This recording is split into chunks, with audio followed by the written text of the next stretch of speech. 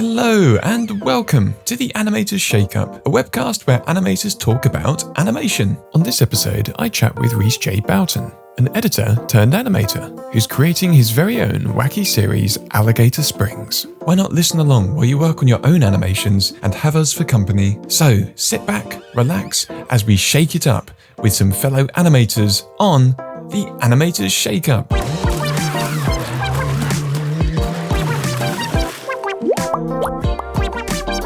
Hello and welcome to the Animators Shake-Up. Today I'm joined by Rhys. How are you doing? I'm great. How are you doing? I'm doing all right, thank you. Thank you very much. I've got my milkshake in front of me. You've got a milkshake in front of you. Mm-hmm. What have you gone for here? Well, I was just recently in Florida, and a lot of my cartoons take place in Florida. So I thought what would be cool is to have a Checkers milkshake. What is a Checkers milkshake? It is outside of my knowledge of anything. Have you ever heard of Rally's, the food chain in the States? I think I have. Can you describe them? So I guess like coming in as someone who's from London to the US, I'm like, Checkers is really nice. You've got these really juicy burgers. Everyone who's from the US is like, Checkers is a bit crap. It's like the bottom of the food chains. So you have people argue that you have Checkers and then there's Zaxby's and then there's like Chick-fil-A. But I personally, while I was there, I loved Checkers, and they have pretty solid milkshake. So to stay in theme with like the idea of Floridian cartoon. Hang on. Are you saying that you have blended burger in a milkshake? Although that would be actually something I would try, but no, it basically is your standard chocolate milkshake. Right, I'm just trying to be fancy, trying to stay in theme with the cartoon. It's a branded version of a chocolate milkshake. Well, because you've got Rally's, which is the food chain, and if I'm, don't quote me on this, but if I'm right, I think that Checkers and Rally's are the same thing, but Checkers is like what Floridians call Rally's. Oh, okay. So this is like a chain. Yeah, exactly. I was thinking like Rally's was like a type of pack of chocolate, like you'd get like Rolos or something like that. Yeah, I probably should have explained that better. Yeah. Okay. No, I've never come across a Rally's. I don't think. Well, if you ever go to the States, or if you've been, you should definitely try it. So is a Checkers a version of like a London Rally's, or is a Checkers an American version of a UK Rally's? Checkers is the Florida Rally. Right. Okay. Yeah. But Rally's is UK. If you go to south of Florida, people might ask you, "Oh, have you tried Checkers yet?" The same way they're going to say, "Have you tried Zaxby's?" or "Have you tried Chick-fil-A?" Oh, okay. Yeah. I'm just seeing where they're based. So are both companies based in America? Yeah. They're the same company. Oh, I see. Just that you have a different name in Florida. Yeah. Now I understand. I was thinking like they're in London, and I was like, I've never seen them. I've never seen them in London. I'm just wondering if an American's going to watch this and be like, that's not quite right. Oh, I see. Yeah. Okay, fair enough. And as Brett's just like, what is he talking about? Basically, it's just very unimpressive. It's like me saying a McDonald's milkshake. Right. Yeah. Just showing your American roots, or your American the knowledge, cultured American experience, especially in Florida. Exactly. Florida. Oh, wicked. I've gone with something, I guess, less branded. You kind of see them; they're popping up everywhere nowadays. It's a bit fancy as well, I have to say. It's a pistachio milkshake. Oh, okay, that's a good choice. It's been a long time since I've had one though. I think originally I had a blend of pistachio and hazelnut milkshake from a place in Leeds. It was when I was on like a film shoot in Leeds. It was like a student one, and we were all just it was brilliant because I was a student who I just finished or was in like my third year down in Brighton at Sussex University, and we'd sort of like seen each other's work through all the connected university thing called NASTA. Anyway, it's a whole story. And so I was up there in Leeds, and we went to this like really, speaking of like burger chains, it's like really filthy burgers, like really dirty, really filthy, just really slapped together, oozing, just exactly the best one. Disgusting, but the good kind of disgusting. And they did like really nice shakes where they would like blend anything. And they did one which was actually a reasonable one, which was hazelnut and pistachio, and it was really weird having such an incredible and somewhat fancy taste come from a place which also does like the filthiest burgers imaginable. It was quite a delightful combination, and here we are again. I have it in front of me. No, that sounds perfect. Yeah. So what's the blend of it? Is it green? It's green. Yeah, it's green as you can see in front of you. Oh yeah, I see. But yeah, no, it's nice. I haven't gone with an added hazelnut this time. Just straight pistachio. It's always I do feel for the chef. Actually, now I look closer, I think they have actually gone with the shortcut, which I wouldn't have normally gone for this, but maybe I should have been more specific. They've, with pistachios, you have to like take the outer shell off, and it is a right faff. Mm-hmm. They haven't. They've just blended it. Oh my! It's got all lumpy. It's a little bit chalky. Yeah. No, it's not as good as that dirty burger restaurant one, which didn't do that. I should have been more specific, but oh well. No, I guess I love that. Like I'm really I think I'm the least fussy person I know. I'm very basic when it comes to food. Very simple. Like my mum raised me to be like, what, if it's on your plate, you're eating it. Right. Yeah. So to me, that sounds great. Yeah, you're just like, leave the shell on. Yeah. I don't give a damn. I just want only shells. Yeah, dirty, greasy burgers and pistachio shell ice cream. I mean, dirty, greasy burgers. There's something about that in its own right. That's why Checkers was so good. I think that, like, everyone was telling me it was the worst food chain to try in America while I was there, but it ended up being the favorite for me. You take a bite of these. Like, the phrase I like to use is when you're really hungry and you just want to sink your teeth into a nice bit of food. That's exactly what it was like. Nice. Just like you can gorge yourself. You can just be an animal. Yeah. Exactly. I'm gonna go back to my animalistic roots and I'm gonna tear this thing apart. Yeah. And we had them delivered to the hotel as well. So oh wow. Incognito. Yeah. And it's like, these aren't my sheets. Yeah, exactly.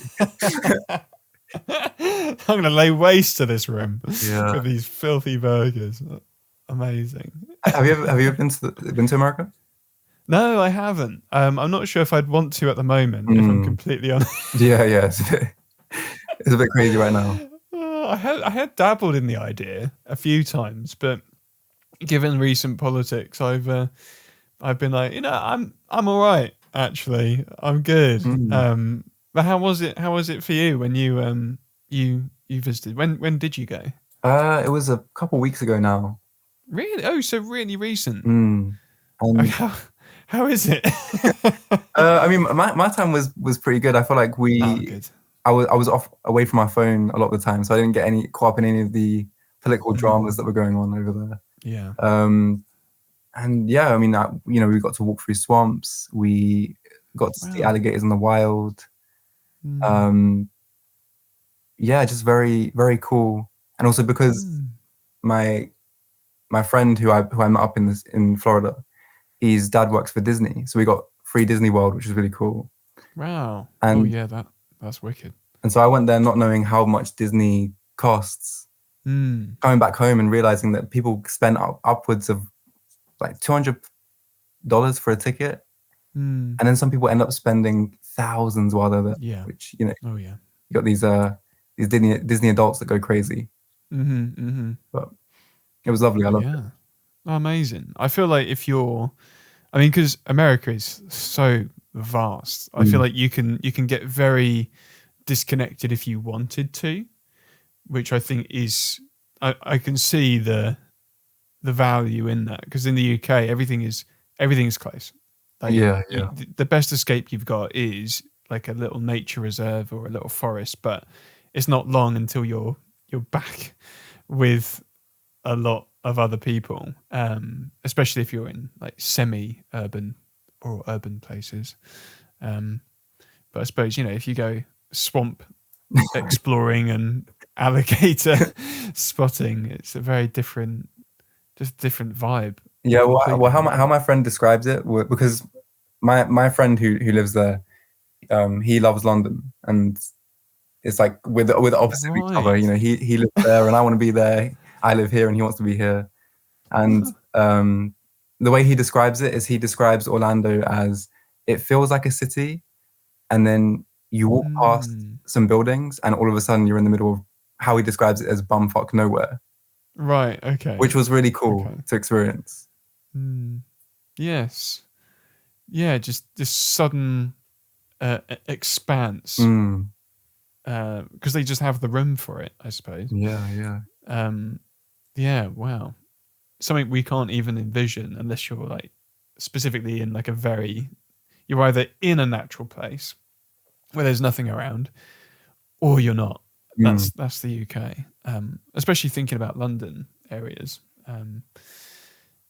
I'll be honest with you, I could not imagine living in London. I'd find that very intense, because there isn't that proper escape. Like there's like parts that you can find a bit of escape, I suppose. A couple of parks in various parts here and there, but I don't know. Have you found any refuge in London, or has it just been as described? There are areas where I guess can become an escape, but then they get found out, and then it becomes overpopulated. Right. So keep them close to your chest. If you found any, do not disclose them. Yeah, you got to gatekeep. Yes, but no, you're never really alone in London. You never get that sense of being alone. And good and bad, I suppose. Yeah, and you're right. It's like a constant go when you're living in the city. Yes, which is nice to come outside of the city and then have that escape and that feeling of calm, because everything is a constant rush. People are moving very quickly. Areas are very crowded. But no, I mean, I enjoy living here. Not a place I'd want to live all my life, but for now it's definitely an experience. You've got your eyes set on the swamps. Yeah, exactly. Now that's where I want to be. So you don't live in a city? I don't. I live like in a town, okay. Which is a nice balance. I live sort of Eastbourne-ish area, and I'm not sure if you've ever been to that aspect, but we've got a really nice balance of sort of urban-ish busyness. If you want to go to London, it's a straight train. If you want to go to Brighton, it's really accessible, and aside from that, we've just got these amazing downs, which are these hilltops and seaside. And so if you ever need space or freedom or a breath of fresh air, like it's there, you have it. And I love that balance personally, of having both. I couldn't be one of those people who's in like the mid-country, totally it's you and your farm and the people who own farms around you, and that's it.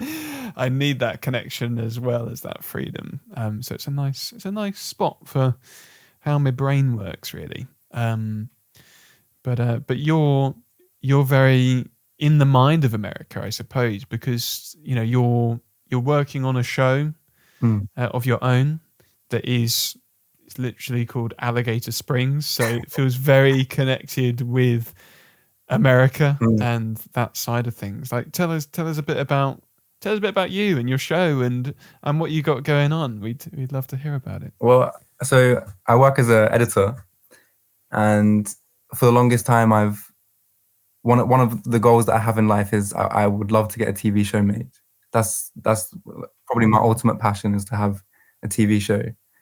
And I'm working on things here and there, working on things for other people. But I basically in my head, I had this vision for a TV show that I've never seen. And so I wanted to bring that to life. And so when I was making, I was thinking, okay, what isn't on TV? What kind of captures things that I like from all these different shows that I'm influenced by? And then I just combined that all together and animated it, because with animation, you can do anything you want. So it's a game changer. And I did animation a little bit when I was in college, but never really took it serious. And so apart from some test animations here and there, like that first episode of Alligator Springs is like my first full animation, I guess. Wow. And then once I made the first one, I was like, I fell in love with the world. I fell in love with the characters. I want to keep making this. And now it's just, I guess, about expanding it. And I love episodic television. Right. Yeah. And so I was like, okay, I basically just want to make a series that I can put online and if people like it, they'll enjoy it. If they don't, they don't have to keep watching. I feel like there is an audience out there for it. And so yeah, it was just about making a show that I want to see that doesn't exist. Yeah. So it's like okay, what's my favorite show that doesn't exist, and then I make that. Yeah. No, that's so cool. I love that kind of just do it, don't look back attitude when it comes to creativity and making. I'm going to use the term content, but because you can make anything, it doesn't matter what it is. But I love that. Just like, yeah, well, I want to make because I want to make, and I want something to exist which is in my head, and you just did it. I think it's so cool. And I think again as well that with your work in particular, what I really admire, other than just the fact that you're just getting on with it, which I think is the thing I'm just like, I love that. I absolutely love it. Is your use of color as well. It's super vibrant. It almost feels like 90s. I kind of want to say like 80s and 90s, pretty close to 90s. There's like a feeling of it that resonates that for me. But there's so much freedom in your choice of color that it just makes, I don't know, I feel relaxed watching the show. Like it's just sort of like, it's just a fun space to be in, you know? Do you know what I mean? No, I love that. Like how I would describe the show is I want people to feel like every time you come away from it and there's a new episode, it's like you're catching up with these characters and you're going back to that city and you're spending time with them. And it's nice that you say that about the 90s, because I think the biggest push for me to get this made was I was watching a documentary about The Simpsons and how it's animated in Korea. And just seeing them, they're drawing the cells of this animated show and then turning the sheets over and they're painting the backs of them. I really wanted it to have that feeling of, it is, the characters are digitally animated, but the backgrounds are, I guess, like traditionally painted. Oh, really? I wanted to give it that blend of, and I guess feel like a show that was on TV on the 90s. It's very nostalgic when you're a kid staying up past your bedtime, watching something that's super vibrant on TV. And I think that's what it was. Because when I say like there's something about it that made me feel very relaxed. I think it definitely triggered that same feeling that I had when I was a kid and I was watching just stupid animations late into the night. But I think there's a place for that though. Like I think it's such an important piece of media, is that kind of just silliness. I love it. I can't get enough of just, yeah, that's right, this exists. Have fun with it, I appreciate you saying that. That's really nice. Yeah, but I think there was definitely an element of nostalgia that was emanating from the episode that I watched, and It's where are you at actually? What episode are you on now? Have you just, because I only had the chance to check out the one. Is how many episodes are you in? So there's 3 episodes out at the moment. Nice. And as they're going on, they're getting longer. Right. So the third one that we made was it's 11 minutes. Okay. It's kind of like an episode of something like Adventure Time or Smiling Friends. Yeah.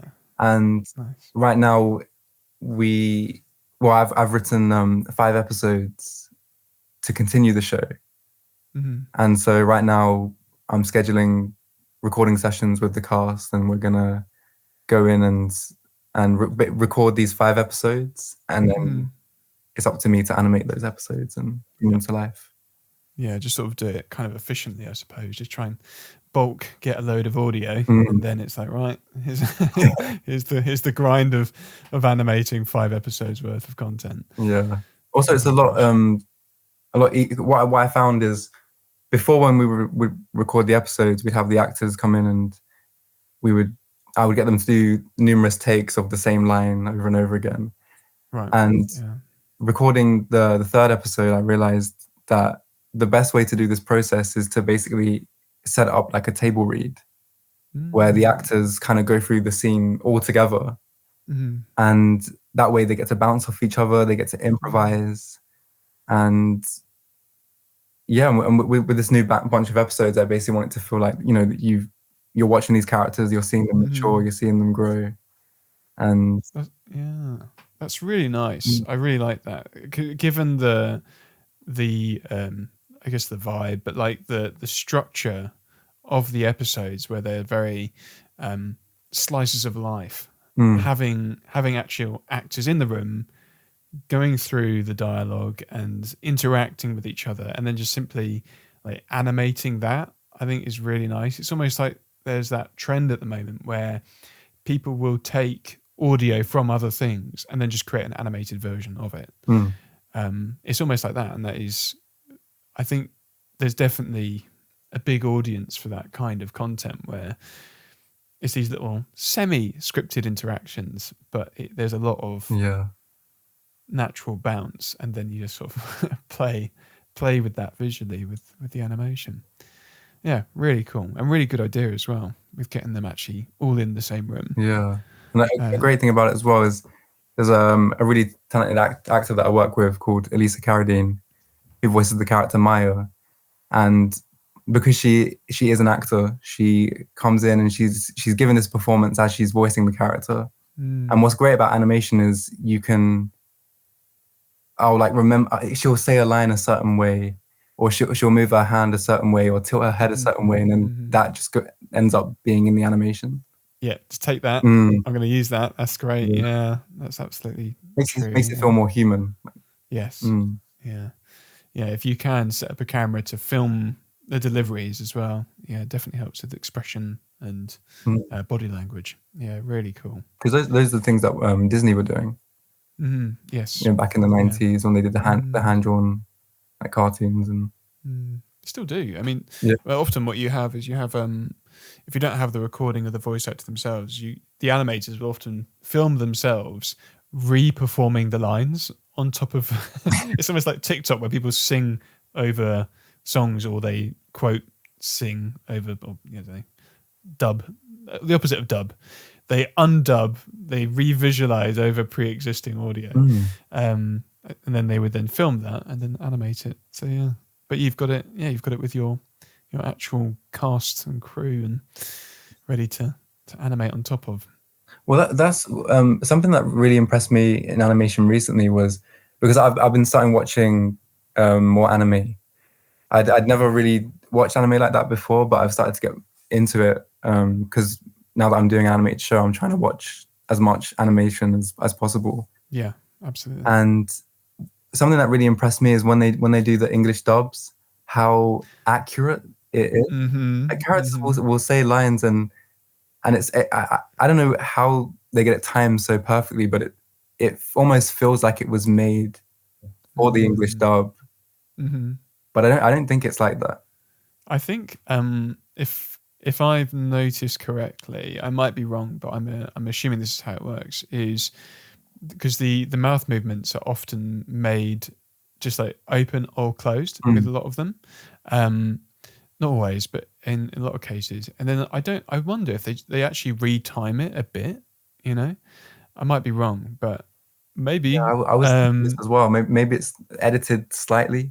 Yeah, it must be in some cases. It's just too perfect sometimes. Just go, wow.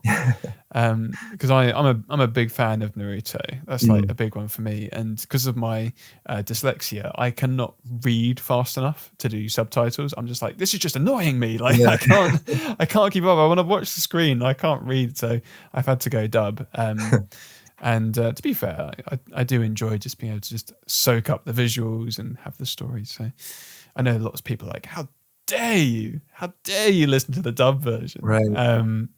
Yeah, there's like a couple of characters which I've heard the original versions for, which I'm like, okay, that's sick.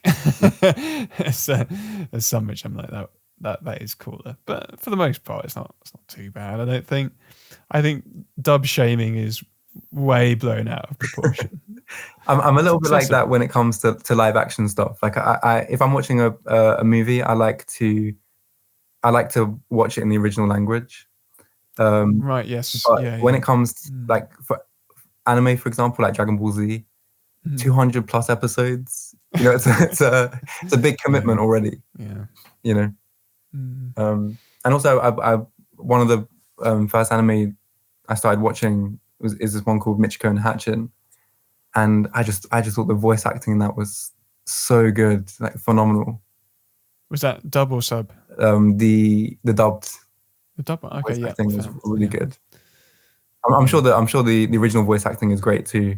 But yeah, like but when it's that good, you're like, well, you know, yeah. Because I think there's some about cases that through clips. Yeah. And now that I've heard the dubbed one, I can't picture the main characters having any other voice. Yeah, no, I think there's the odd thing here and there where you'd go, why, you know, why is this so bad? Why is the dub so bad? But it's few and far between, I think. I don't know. But I've always had to for my my slow reading. But yeah, no, it's the way. But yeah, it's always good to explore different mediums of animation where you can, and you can always pick up various things. Why are you thinking of doing different language versions of your? That would be kind of cool. I was thinking for saving time, because for me, I think the lip syncing is the most time consuming part of doing something like this. Yeah. So I have been watching anime and thinking, maybe with these next 5 episodes, I should give them anime mouths that just, you know, flap open and closed. Yeah, I mean, as we are right now, as we speak, we are mouth open or mouth closed, and yeah, then you can just put it up to a bit of behind the scenes here. You can just put it up to automation. You can animate everything else, which is nice. But yeah, I think especially because I'm working on a feature length film, which is 60% animation. Wow. And there's no way I'm doing all the like not doing any of that. I'm just doing open or closed, because no way. It's not worth it. It depends on the style though, you know, because I know that a lot of old kids TV shows from the 90s, they will do all the like L's, R's, T's, E's. So yeah, it depends what you want to do and whether it's worth your time, I suppose, and sanity. So is your film does it involve a lot of talking? Here and there. I've been quite clever with it because I've done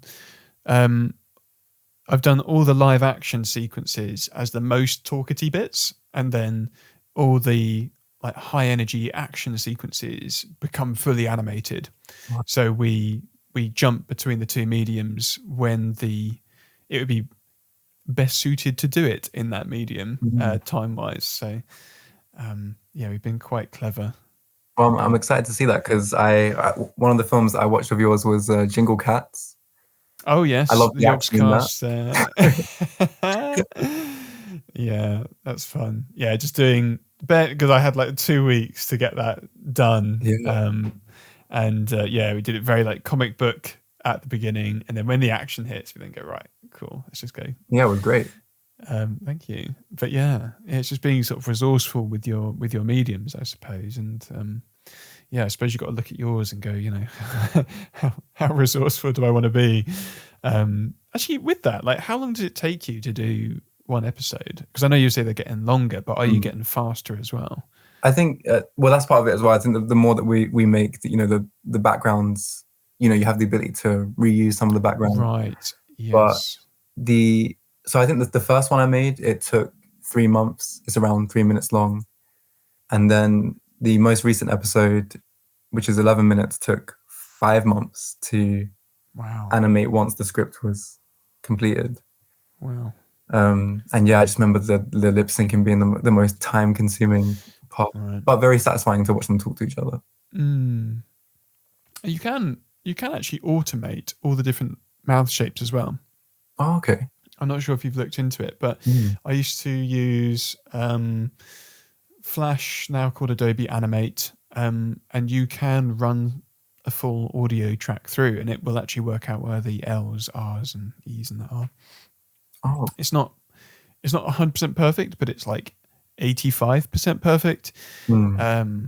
So maybe if you want to just sort of get used to doing them faster, you could look into that method as well. But you do need quite a bit of computer power. yeah. I did originally look into doing it for these kinds of things, and I have made my little character here. He's got all the different mouth shapes, but I originally did it like that. But it was, yeah, the amount of computer power it took and time, and just for my short, quick turnaround content, which is what I made it for, it wasn't ideal. But yeah, I mean, sort of going back to your project as a whole, you say that The Simpsons was one of the key inspirations for it, but was there anything else that kind of flicked a switch in your mind that made you go, yeah, I want to do this, I want to do this story, I want to do this style? Like, where did it come from? Where did the idea come from? Well, so when I was in uni, I met my friend JD, who's the guy that I'm up with in Florida. Right. And we met in London. We got a good friendship going, and he would just tell me all these stories about these crazy experiences that he would have. And so we got to talking, and we were saying, you know, that we have to integrate this into a show somehow, or a short film or something. And I guess with America, it feels like a very risky place to be. Right. And so something that's always like interested me in terms of filmmaking is how death is depicted. The idea of death. Like a lot of the films that I love, they're films where it kind of feels like anything could happen at any moment to the characters you're following. And so I kind of wanted to give the show that feeling that, you know, you might start the episode and it's very mundane and slow and nothing's really happening. And all of a sudden, just like in the first episode, death is like sitting on their doorstep, you know. And the concept of death to me is also one that's very funny but surreal, because no one really knows what happens, and you know, once we die. And so I just wanted to play around with that idea. And yeah, like a lot of movies that I like Len, or TV shows like Atlanta, I think they grasp that concept so well. And they just use surrealism to, you know, make that idea hit home. So, did that answer the question? I can't tell if that. Yeah, I think so. Yeah, it was like, you know, what kind of inspired you to come up with the idea? You thought about this idea of America being this sort of risky place. What kind of keeping everyone on edge, because you never know what could happen with the characters, I suppose, like what adventures or things could change. And I presume you're like very happy to like, oh yeah, that character's dead now. They got thrown under a bus, you know, or just something ridiculous here and there that's just very outlandish, I suppose. It gives you that playground for the absurd. I mean, it started out like that, and now that I'm 3 episodes deep, the idea of killing off any of those characters would hurt to see them go. Yeah, especially if you've got the committed voice actors. Yeah, exactly. Because they love it, they I don't know, that's what was great about working on it is myself and the cast, we've all gotten quite close through this series, which is really cool. And so that's another reason why I want to continue making it. It's like you get to hang out with your best friends and have something cool to show for it, Yeah, no, that's really lovely. I think when you can build a core team of people who just want to make stuff, that's like the best. Like, he's like as good as it gets. So yeah, if you can keep it going and everyone's enjoying it, lean into that. That's fantastic. And especially because like the cast, they're kind of all over the globe. Like we have Nicolo, who's in Italy, got Elisa, who's in New York, Cam, she's in Texas, got JD, who's in Florida, I'm in London. So getting onto those voice calls and discussing the series is a lot of fun. So when you do the recordings, do you get them like actually all in the same physical room, or is it all like online room based recordings? We set up a Google Meet, and then we do a table read, and everyone's got their own recording equipment where they're based. Yeah.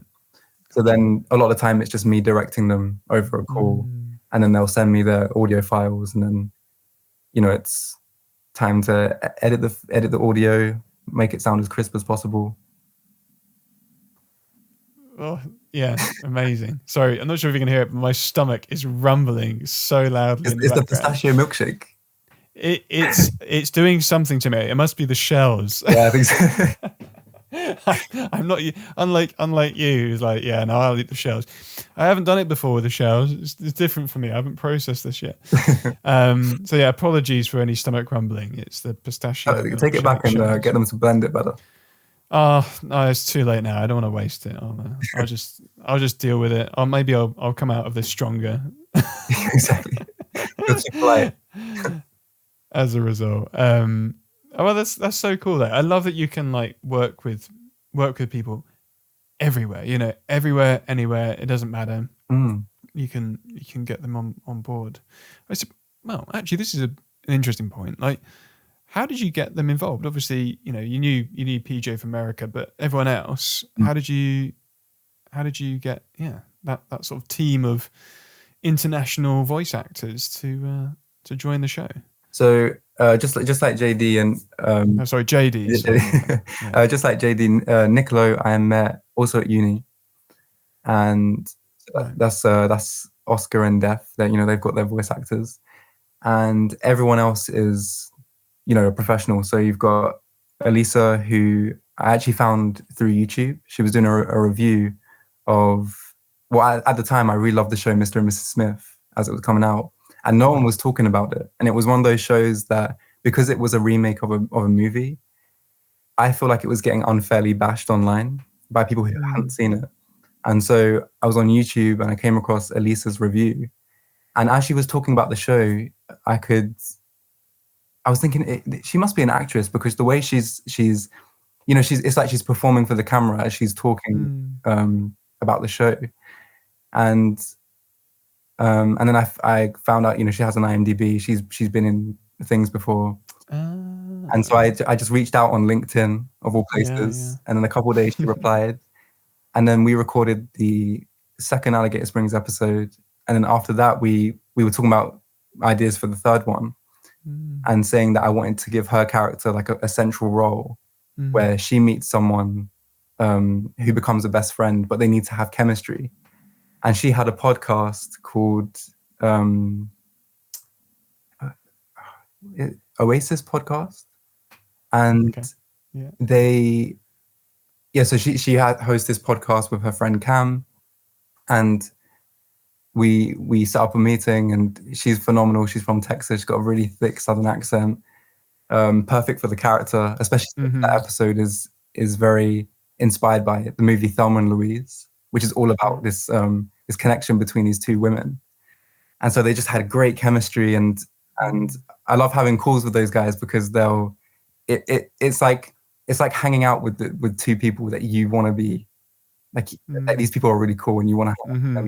You want to be part of the group, you know. And then we got Nicola as well, Nicola Ditta, who she's a professional actress and someone that I know. She did the casting for episode 2, so she actually brought her on board. Oh, cool! Yeah. And she killed it. She had to play this this dream siren called Ola, who's very seductive, and she really had that voice for it. So everything just worked, and now we're all like working together and wicked. Bring the show to That's life. so cool. Yeah. No, that is fantastic. Building teams up, and just when you can naturally find people that are just like, I love doing this, and they're just really passionate about the thing which you're all collaborating on. That's the dream. And I think it's somewhat easier than people realize as well. You just got to kind of make that first step and put yourself out there first to ask, or reach out on LinkedIn or whatever. And then people often go, that sounds cool. And they just jump in. And and I think that's something which, listeners listen to and make your projects. That's so cool. We're very lucky to be in like a good age of the internet where we can just easily reach out to anyone we want to. And true. I back in not too long ago actually, I was even think about reaching out to some old kind of not like mainstream celebrities, but kind of like mid-tier UK celebrities, see if we get them in a couple of things. And I haven't done it yet because I want to get the things at a slightly more polished stage, but it's like you can, it's very doable, which is really cool. Just for, here and there, whether it's a cameo or just like just to elevate a project's marketability, it's so doable. And that's the thing, that you never know who's watching as well, right? So that's another great thing about the internet. No, it's good. And with your show idea then, like how long was it in development for before you kind of settled on making it? And along with that, like why did you choose to do it as animation rather than live action if you've compared it to shows like Atlanta and stuff like that? Well, I think it was just the idea that with animation you can really do anything you want. And I knew that I wanted some of the stories to have very bizarre concepts. And so that was kind of the point where I realized, okay, this needs to be animation. So originally I did a script for a live action series, and it didn't really have the type of personality that I wanted it to have. And with animation, because how you said earlier, you have the nostalgia factor, and I'm just like, honestly, I'm a huge fan of The Simpsons. I can quote that show. I love like the first 9 seasons, and it was almost like I was like, I've been watching this show for years. I love animation. I just wanted to give myself a challenge and see if I could do it. And nice. With great movies coming out like Spider-Verse, because whenever I watch a film, I feel like I'm inspired, and I think, okay, logistically, like, could I do this in my bedroom? Could I bring like an episode to life in the comfort of my own home?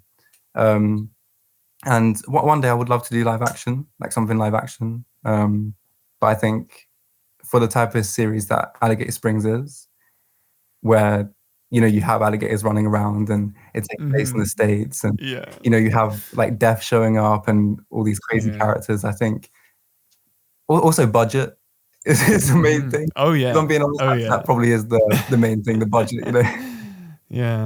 It's cool though that like with the limitations of, okay, I don't have the money, I don't have the resources to do these super wacky things. You can go, I want to do this, I'm going to find a way of doing it. And because of those limitations, you have learned so many new skills and developed so many skills to to actually be able to make this again, as you say, like in your bedroom. I think that is such a cool, liberating thing. And it's awesome. It's so cool that you've been able to do that. Well, what Did do you? you prefer? Do you prefer live action or animation? This is a very good question, because for those of you who don't know, I am constantly either jumping between the two, or I've purposefully shot live action to have animation integrated into it or onto it and composited in with the live action. I really like once you're on the set and you're there and you're doing it. That's great. What I hate is all the planning crap that goes on before it. Like all the admin of, oh, when's your availability? Oh, is the weather good? Can we get to that location? Oh, no, there's a marathon on now. How are you going to get there? How are you going to get the equipment? Oh my gosh, like that is what kind of, it sort of bursts the bubble of how fun it could be. But in those instances when those things do align somehow, is wicked. Really love that kind of instant feedback, instant result you get from doing a live action shoot, and being able to actively and instantly collaborate with other people and get those changes done collaboratively. Yeah, it's beautiful seeing it all come together. Oh yeah. But then you've got animation where you don't have all that hassle, and you can somewhat collaborate with either various animators or during the voice acting and writing stages. So I think where I'm at now, I'm preferring animation purely because I don't have to deal with all the logistical, organizational aspects, which are a big killer for me. And then being able to be like, you know what, we're going to do whatever we want. But it's a really good question, because I come from a VFX background, so even with live action, I could just go, we can do that. It's just the logistics which limit it, and I think not having to deal with those makes animation better, despite having to draw 1 second takes about an hour. Yeah. I think that's where I sit now. And that's, as we talked about earlier with Seagull Man, that what I said was that, the thing that I was really impressed with was the shot where he finally flies. That really impressed me, and you were able to do that with animation. So I think the way you blend animation with live action is really impressive. It's an interesting field coming from VFX and then moving to animation, because I think you approach animation in a very different way than if you just studied animation. Because I come to animation with a compositor's perspective, and there is a short film which I finished about 4 weeks ago called The Dog in the Long Grass, which is all about death. So you might find this one a very interesting one as well. It's like a different form of how we can present it. And it includes some very complicated shots that any typical 2D illustration artist or animator would look at and go, dear God, no way, like absolutely not, that sounds horrendous. But because I approach things from a VFX perspective, I was like, oh, I want that shot, and I know that it would be really difficult to do with 2D animation, so I'm going to do it because I have an idea on how we can do it, and it will make all the 2D animators go, how on earth how did you do that, and it was funny because I had like a little private screening with a small collection of animators, and they were just like the reaction was perfect. They said that one shot, and I was like, I know the one you're talking about. No, that's amazing. That's what you want at the end of the day. You know, you want to impress the audience that, you know, they're not into film. They just want to have a nice time with the story. And then you want to really impress the people who know filmmaking, because it's like a magic trick, you know. It is. So when you can impress people who do film, you know you've done a good job.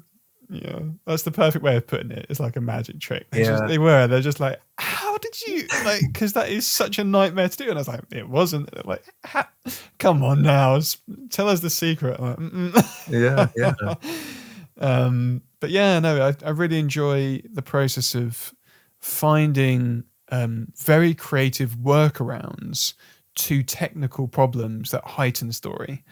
I think that is like the most satisfying part to me. And animation, compositing, VFX is full of it. Like, it is everywhere. And it's finding a way of doing it that aids the story rather than just being there for the sake of it. I think is where the real art comes in, and where lots of people don't appreciate it. Now, I'm going to get on a very short rant here. Go for it. Because I lecture at a film school. Oh wow, okay. And the amount of film students who would start a short film and they say, "Oh yeah, no, we're doing this idea, and we don't need VFX, so we're doing it because, you know, we don't need to get any of the VFX students to come in and help out because this film doesn't have VFX." And I go, every film has VFX. Like, what are you talking about? Like, by not including a VFX artist in the creative aspect of the film, you are shutting down so many potential doors for how you could tell your story. Or, if you thinking about it purely practically, you just, you want to get a really cinematic shot of a light on a particular actor's face in a particular way, but you don't have the equipment for it. Well, a VFX artist on your set could go, pop that light there, film it, remove that light, and then we'll clean that up afterwards. We'll remove that light in post-production so you don't see that light stand or whatever, but you get the lighting on their face, But it's just, I don't know, it's an interesting thing, but... Exactly. That's what I found as well, is that, because I before doing Alligator Springs, I did a bunch of live action short films. And when I started putting VFX into those, it just heightened it to another level. Yeah.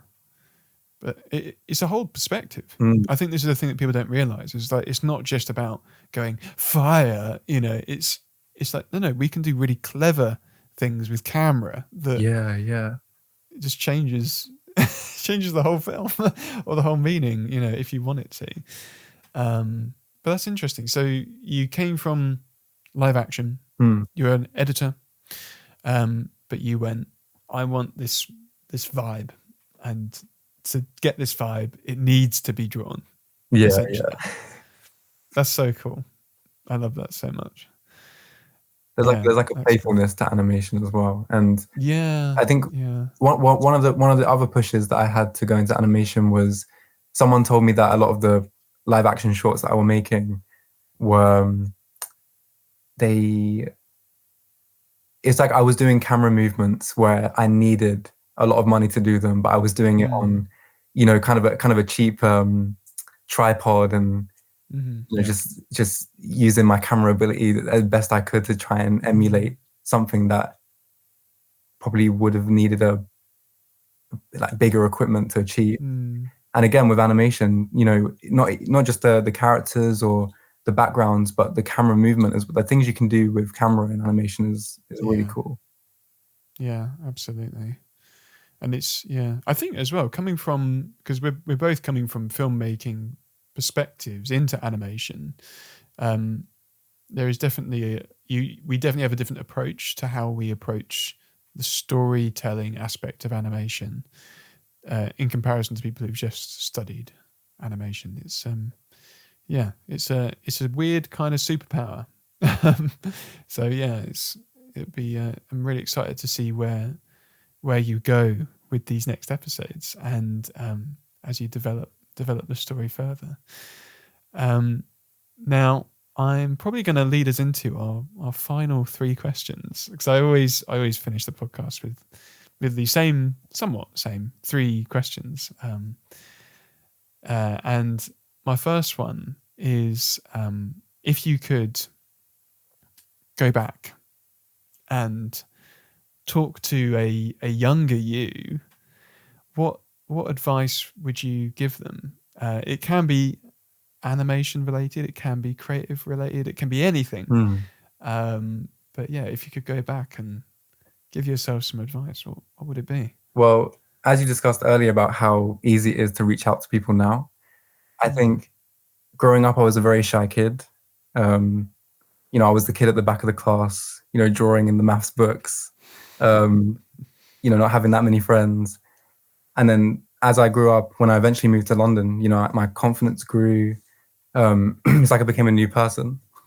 And the advice that I would give to my younger self is, you know, when you make things, you know, reach out to people, like, you know, show off the ideas that you have, let people know, because even if an idea that you have isn't that great, the person that you talk to about it could make it something great. Yes. You know, and you're right, like it's very easy to hear someone's voice or see someone acting in a show or an episode or a short film online and say, you know what, like that person would really fit this character that I have. And you know, I think just believe in yourself as well, you know, because there are people out there that would like what you're making. Yeah, that's it. Be shameless about it and just sort of reach out and don't think too hard. Yeah, exactly. I think that's actually great what you just said. You know, don't think too hard. I think the people who do the best at life and the people who go the furthest are the ones that are just, you know, they don't give a shit about what people think. You know, they're doing it for themselves, and you know they're going to make it just based on how crazy they are. You got to be a bit crazy. Yeah, got to be a bit crazy. Love that. Yeah. Hey, younger me, go crazy. Yeah, go crazy. Oh, love it.